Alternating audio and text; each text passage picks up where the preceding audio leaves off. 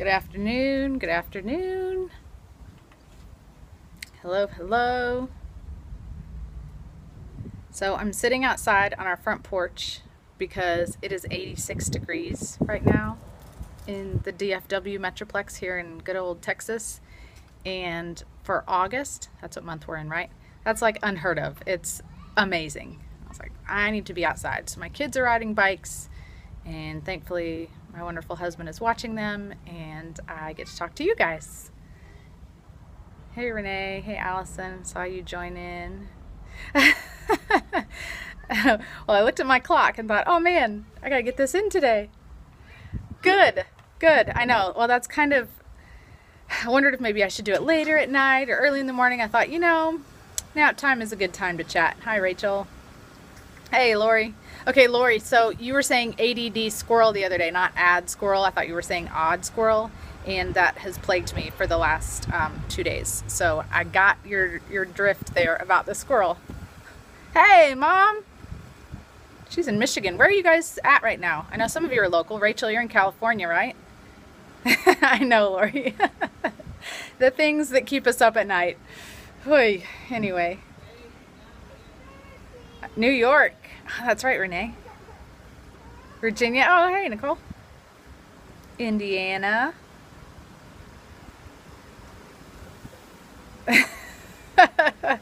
I know. My husband's meeting with, so I work with 2 other girls, and so the 3 husbands are getting together tonight because they're doing a man's class. Orange Beach. Nice. I want to go there sometime. I've heard it's really great. Anyway, the guys are having a meeting tonight because they're putting on a meeting tomorrow night. So they got to chit chat about what they're going to talk about. All right. So, couple housekeeping things. I do have a catch.me account. So most of the scopes I've done, not all of them, the first couple I didn't have that set up yet. But if you want to watch a replay and you don't get a chance to do it within 24 hours, you can go to catch.me/JessJacobs117 and you can watch the scopes at any time. And then I've been uploading them to my YouTube channel also.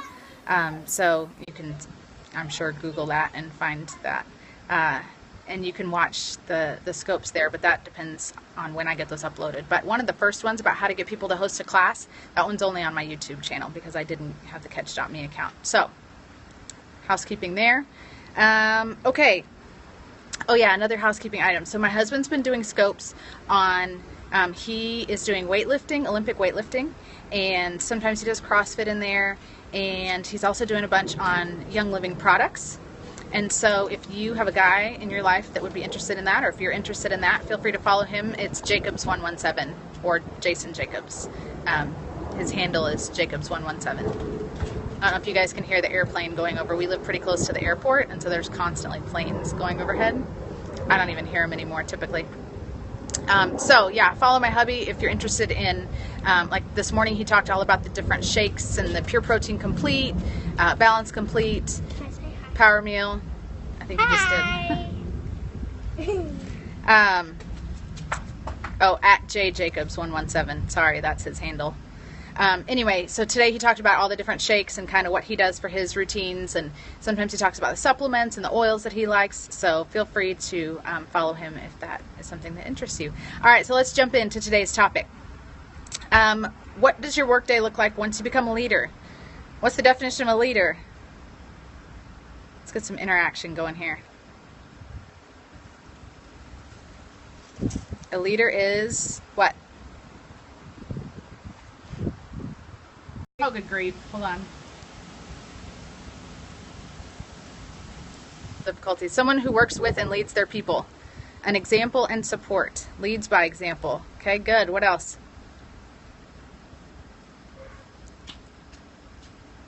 Somebody that puts it on their name tag? In order to be a leader, you have to have someone that's following you, right? So if you are trying to lead people, a mentor, good. A sounding board. If you call yourself a leader, there you go. If you have 1 or 100,000, someone anyone looks up to. If you call yourself a leader and you turn around and there's no one following you, you're not a leader. But if you have one person who's following you, you're a leader. So some of the tips that I'm going to be giving today will be more applicable to you possibly now or maybe later on down the road. Some of them are better once you do have a little bit bigger of a team. You can start implementing them now, and they will change a little bit kind of as you get going. So yesterday we talked a little bit about what your business looks like when you're just starting out. So when you sit down to have work time, what should you be doing? So today we're going to talk a little bit about if you're not starting out but you've been doing it a while, or you've got a larger team. There's my other daughter eating popsicles and playing outside. What better end of summer activity is there? So yeah, what does it look like once you become more of a leader? Once you're not teaching maybe so many intro classes, or maybe you're not signing up as many people. The nature of this business is that your signups, your personal signups, do slow down at some point. I don't feel like they should ever quit. You should always be, meeting people and talking to them. There will be people in your life who are not ready for oils right now, but 6 months from now they might be ready. And if you're still being consistent and posting on social media and kind of doing your thing, then they'll know to come to you. So I don't believe your personal signups should ever quit, but they will slow down at some point. So what do you do with your time then when you're not constantly following up, with people that you're trying to sign up? Yes, so in Young Living, from the time you start your business all the way through executive and until you hit silver, your checks are mainly dependent on personal signups. So when that starts to slow down a little bit, a lot of times your checks drop. I know mine did for a couple months. But then once I hit silver, then you get an awesome percentage on most of your OGV, and that totally changes the game. So all of a sudden your check is now based more on your entire organization, and they set that up, I think, as a leadership kind of bonus. They call it generation bonus and some things like that. We're not going to get too much into the comp plan today, although I can do that if you guys are interested. Yes, if you're at exec now, you're almost there. So once you get to silver, the whole game changes, and your checks aren't dependent nearly as much on personal signups anymore. So keep pushing, and getting to silver is a huge game changer for your income, for sure. So like I said, once you start moving into more of a leadership role, it does change. Thank you. Yes, I am a former math teacher, and so I love to talk numbers and comp plan and things like that. So like I said, once you become a leader, kind of what you sit down to do changes a little bit. So something that you might find, instead of hosting as many classes or teaching as many classes, that slowed way down for me once I hit silver, because then I had people that were under me that were actively building. They were teaching their own classes. I tried to do a really good job kind of handing the baton over to my people.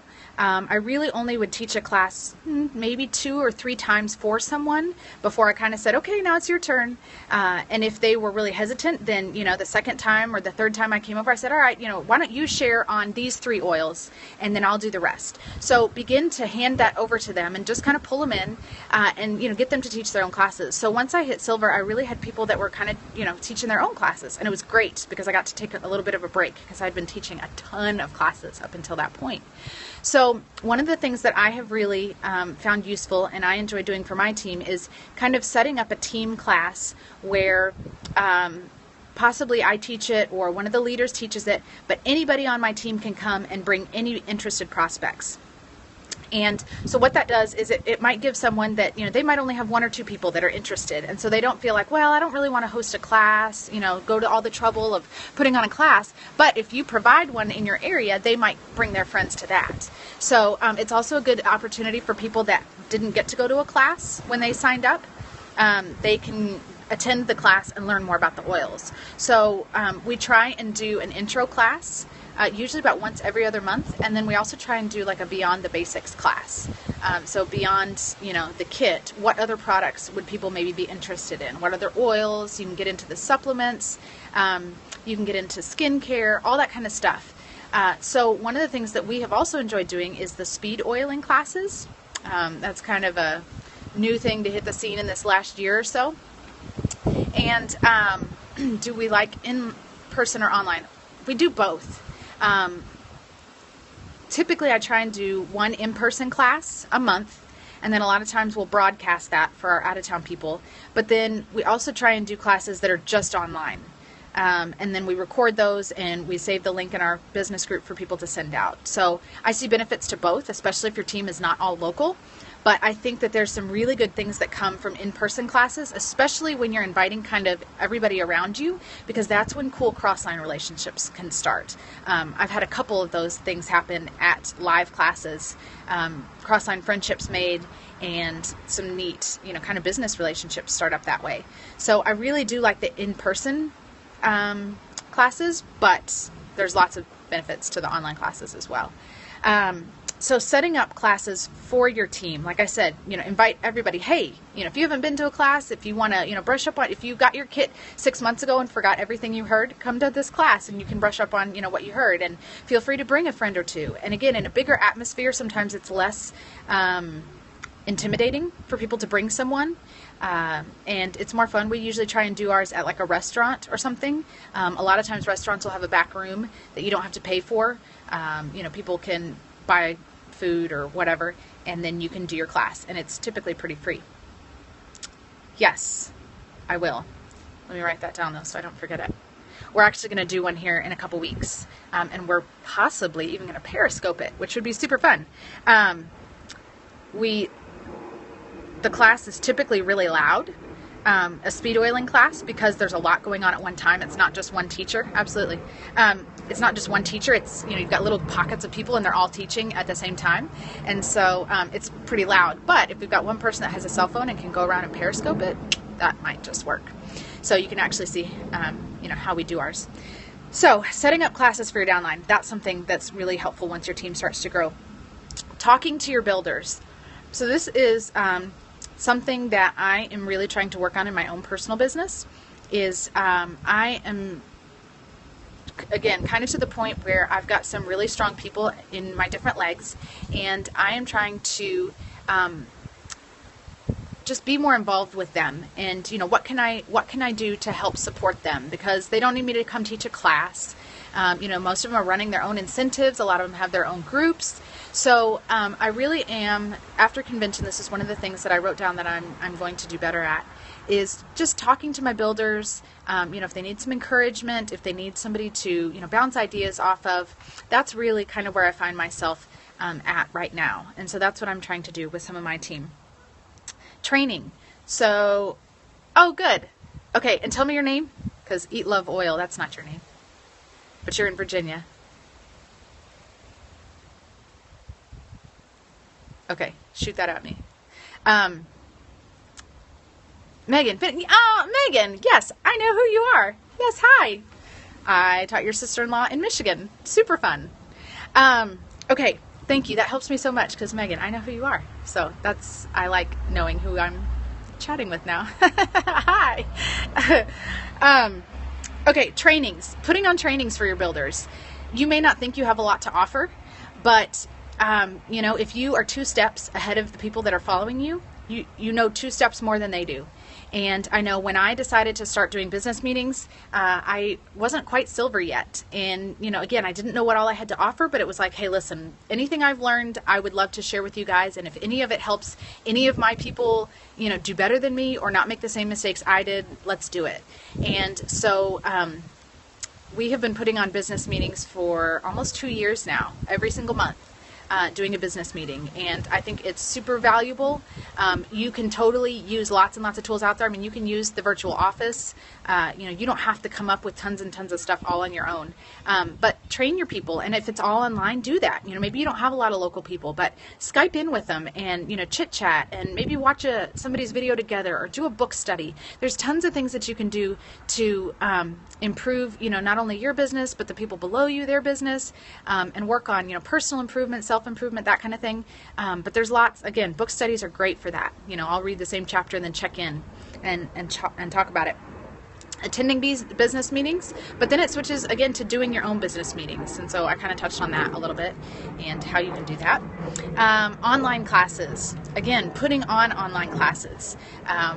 Whether it doesn't even have to be a super long class. It could be a 15 or 20 minute class on the skincare, and I have found that very few people, a lot of times when we do product specific classes, which these are really good to do, especially for your people, again, once you start getting a pretty sizable team, came out in the income disclosure statement a couple years ago. I think it's a little bit higher than this now, but only 8% of your downline is actually building the business. Again, I think it's a little bit higher than that, but maybe like 15%.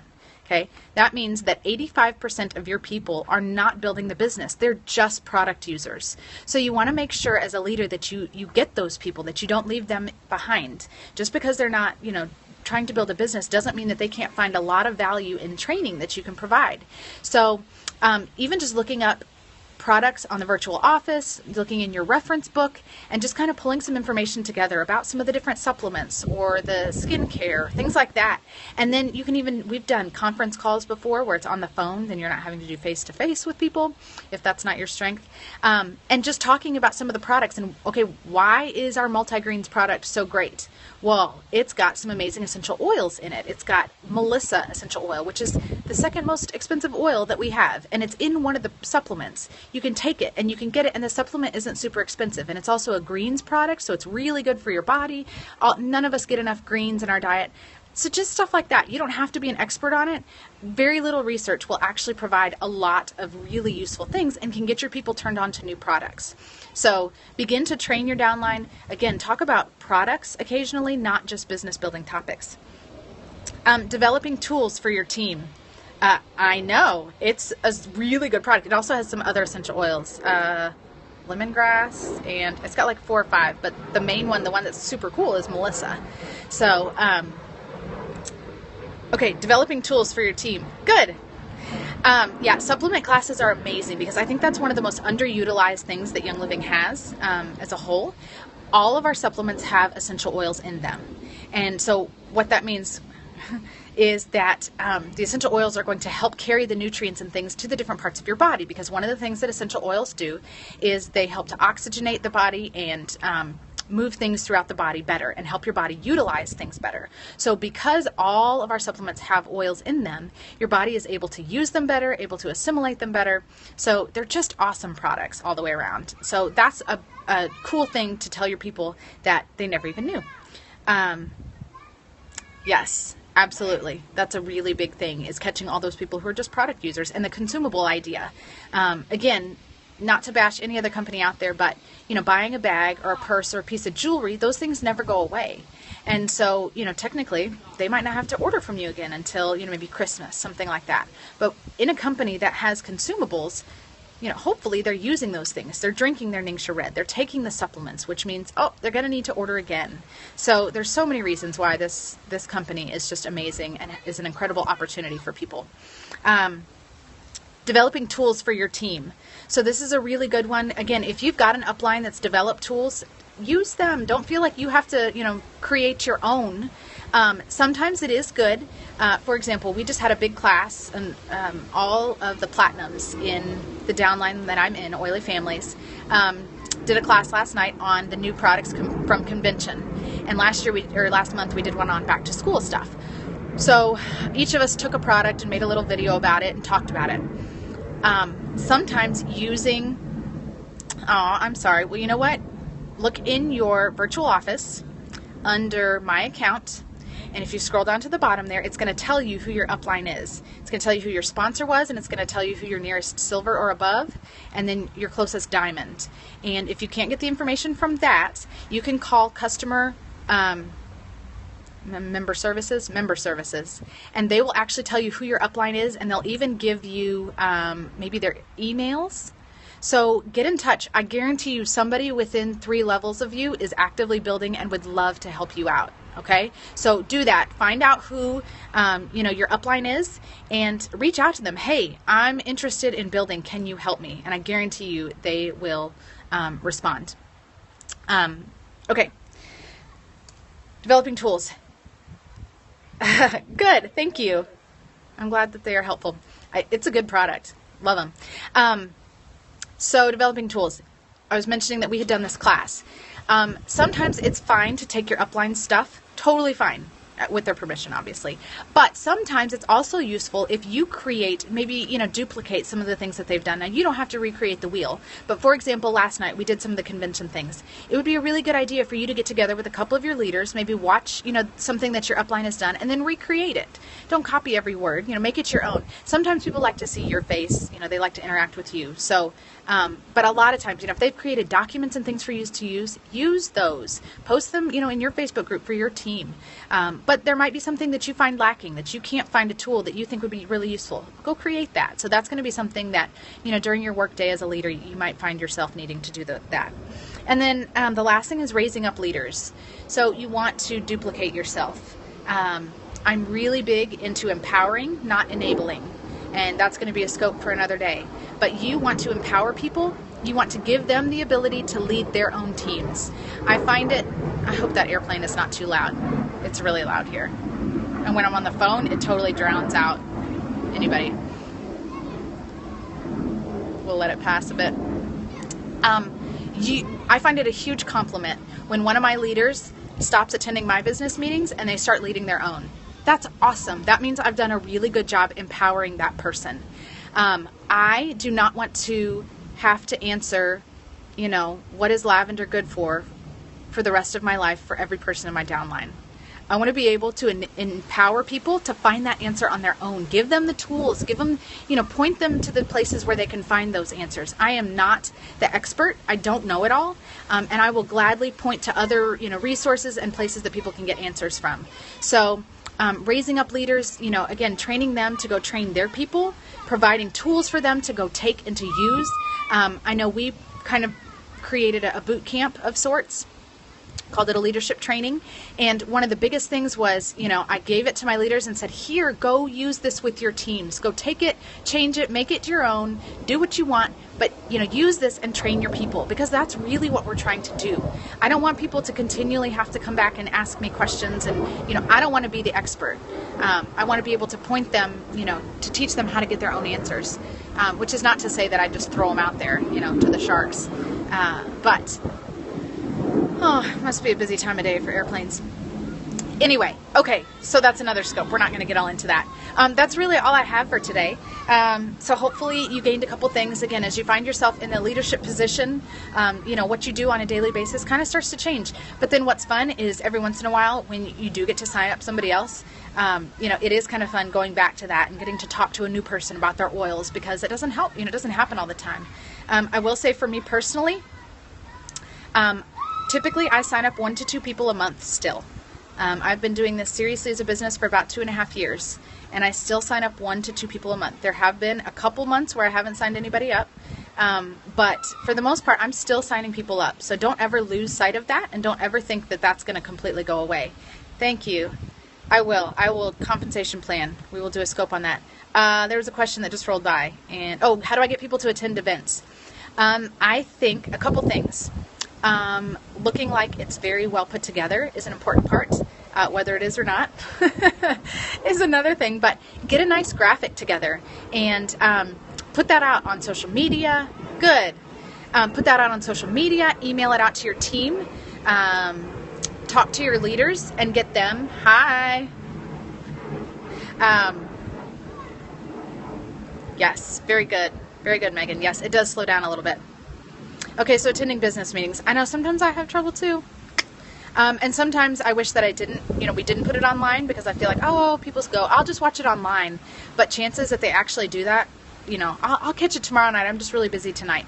A lot of times if they're not there in person, they don't watch it. And so I know I go back and forth between, man, I wish I didn't have to post it online to make them, you know, show up.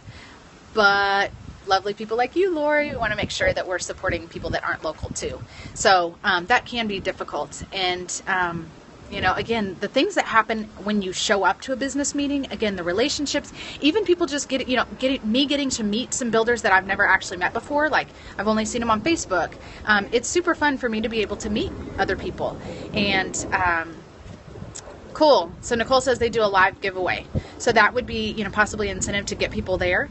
I know we always do giveaways at our business meetings. 1 month we did, you know, Ningxia and a whole bunch of oils. I mean, we did, you know, some decent stuff. So if people are motivated by that, that might be something. You know, you could even talk about, totally very true, Renee. A lot of times the best things that happen at a business meeting are not on the agenda. It's the other people you talk to and you get ideas from. I know sometimes we have ours at a restaurant, and so a lot of times somebody will sit by somebody they don't know, and all of a sudden they start talking, and oh my gosh, they're at the same place in their businesses. Oh my gosh, they have the same issues, and oh, we need to talk. And all of a sudden they strike up this friendship, and it's super cool. And then even just talking with leaders. I know I've had a number of people every business meeting, you know, hey, can I talk to you? I've got some questions. And so we, you know, bounce ideas back and forth. So being at a business meeting in person is just, you can't replace it. And it really does show a level of commitment that you're treating this like a business. And I think that it's just really valuable to be there in person. And, you know, things happen, totally understand, but watching online should always be a backup. That shouldn't be your default, unless it's not, you know, local to you, obviously. So, I was saying, make sure that you have a good graphic, make sure that it's well publicized ahead of time, and then putting on, you know, something decent that people find value in showing up to. You know, making sure that you have an agenda. We try and do a PowerPoint with our, we would love for you to come to Texas, Megan. Having a PowerPoint put together, having, you know, maybe pieces of paper for them to take notes on. You know, having it look like you know what is going on. And that's going to, again, add value, and it's going to have people go, you know what, this was worth my time to show up to. So, you know, you will have people that they're not going to come. I would continue to invite them. Maybe a personal phone call. That was an idea that I actually had for this coming up month, is some of the people that I know are local and that should be coming that aren't, I'm going to call them and say, hey, I would love to see you at our upcoming business meeting. And you know what? If you've got somebody that's been signing, you know, a person up or two, why don't you bring them along? And something else that we do at our business meetings, we always try and have something both for beginning people and for experienced builders. Because I think that that's valuable, so that you're still appealing to kind of your entire team and all of your different builders.